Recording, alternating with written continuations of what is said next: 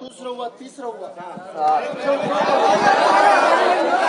वो सामने से पुलिस की गाड़ी आ रही है, सबको लाइन में खड़े किए हुए, सबको रिपोर्ट कर रहे हैं। तो गाइज आपने बिल्कुल सच पढ़ा है कि 1,30,000 कामगारों को डिपोर्ट कर दिया गया है और कंट्री से वापस भेज दिया गया। क्या कारण है, प्रॉपर डिटेल में आपसे बात करने वाला हूं। अगर आप काम कर रहे हो गल्फ़ के किसी भी कंट्री में तो ये वीडियो देखना बेहद ज़रूरी है।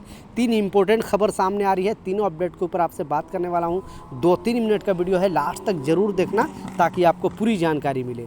तो चलिए स्टार्ट करता हूँ, बताता हूँ अपडेट के बारे में। तो पहला जो अपडेट है एक खुशखबरी से रिलेटेड अपडेट है, क्योंकि आप देख सकते हो, पहले तो स्क्रीनशॉट पर लगा कर दिखा रहा हूँ और इस न्यूज़ में बताया है, क्योंकि कहीं भी आप यानी आप यूएई के अंदर काम कर रहे हो, दूसरी कंपनी चेंज करना चाहते हो, तो अगर आपको किसी जिस कंपनी में काम कर रहे हो, तो एग्जांपल के तौर पे अगर 1000 दिरहम सैलरी है आपकी, तो आप दूसरी कंपनी में जब जाते हो तो इस कंपनी के बारे में जो एचआर है, जो आपका इंटरव्यू लेता है, वहाँ पे पूछा जाता है कि आपकी सैलरी कितनी है, और आपको लाजिम बताना ही पड़ता था।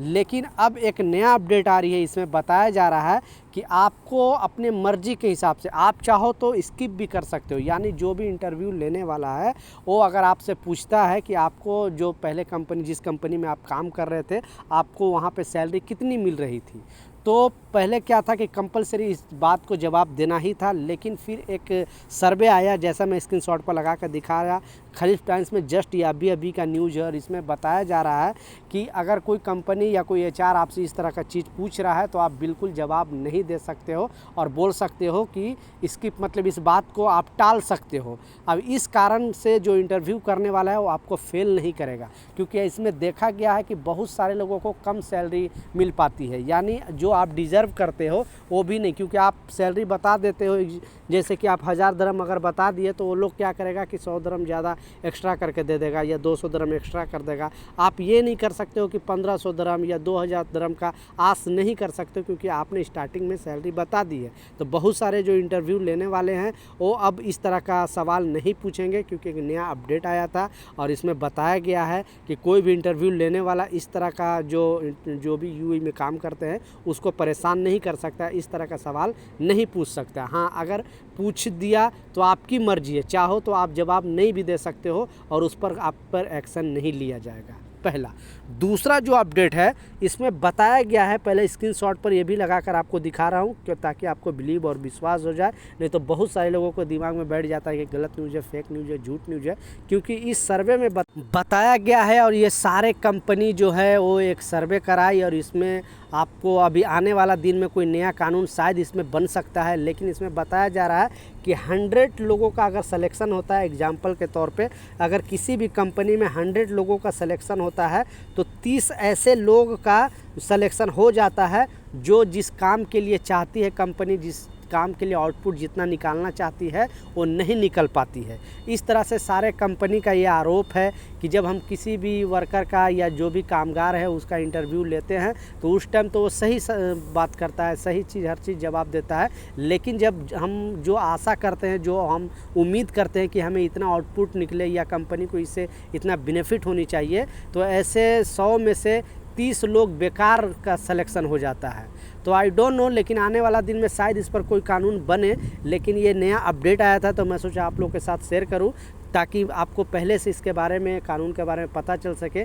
क्योंकि जिस काम में आप माहिर हो उसी का इंटरव्यू दोगे तो आपके लिए बेहतर रहेगा। बहुत सारे लोगों को थोड़ा बहुत काम की जानकारी दूसरा हो जाता है और उसमें ज़्यादा सैलरी का लालच देती है कंपनी, फिर आप उसमें चल जाते हो, पता चलता है कि इंटरव्यू में तो पास हो जाते हो, लेकिन फिर जब वहाँ काम करने जाते हो तो प्रैक्टिकल उतना नॉलेज नहीं होता। फिर कंपनी क्या करती है कि आपकी सैलरी कम करने लगती है।